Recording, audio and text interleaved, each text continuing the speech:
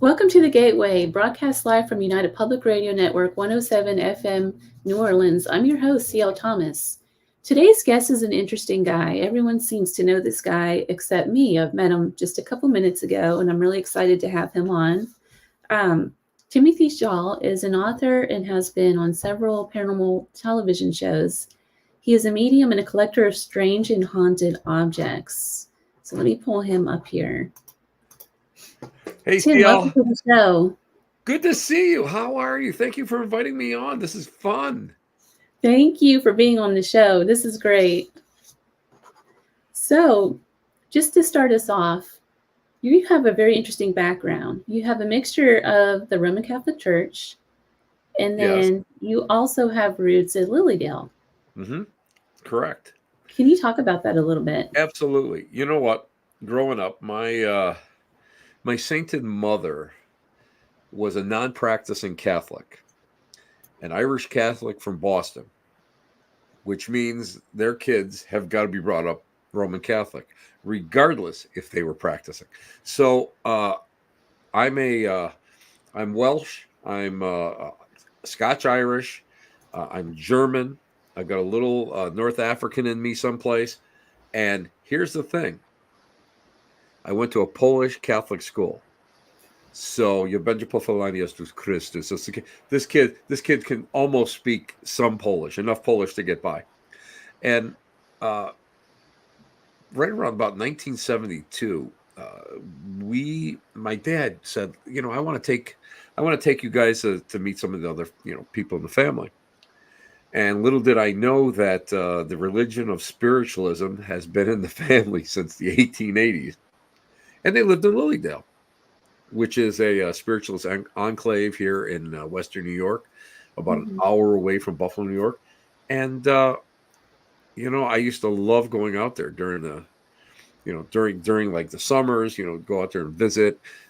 Sundays used to be great because they enrolled me in Lyceum, which is the spiritualist Sunday school. The reason why they enrolled me, see, is the fact that I know by looking at me, you probably think I'm this demure, and I was always this perfect little kid, that was quiet, but that was not to be. And we used to cause havoc. And during the season in Lilydale, a lot of people used to go there all the time, and we'd ride our bikes into the tourists and cause havoc and stuff. So they kind of enrolled us on Sundays whenever we went out there, so that I would go and be busy for maybe 2 hours or 3 hours. They would have a little peace and So you quiet. would behave yourself. Yeah, you had to be. Listen. Those old blue hairs that used to run those things, they were scary back then. They were scary, but it's so funny because uh, I would go back to school, and I used to. Here's one of my favorite stories. CL was, I always remember Sister Sidonia,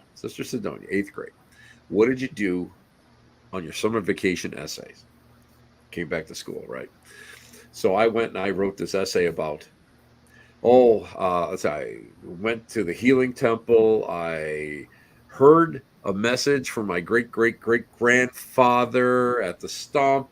I, The participated. infamous, tell people what the infamous stomp is because people Oh, might not know. the stump in Lilydale is one of two areas where they have public galleries, where they have public message service, and the stump is this great big old concrete stump where people would go and stand on it and do inspired speaking. And now it's sort of like a little centerpiece, and it's beautiful. It's in a old it's the old like an old growth forest in that area, and it's really is it's just a pretty place. And so you know here I thought I was going to be like, Christmas Story, get the big A plus plus plus. And then instead of that, I got a letter that said to take home to my parents, and it said, Mr. and Mrs. Shaw, we have to talk.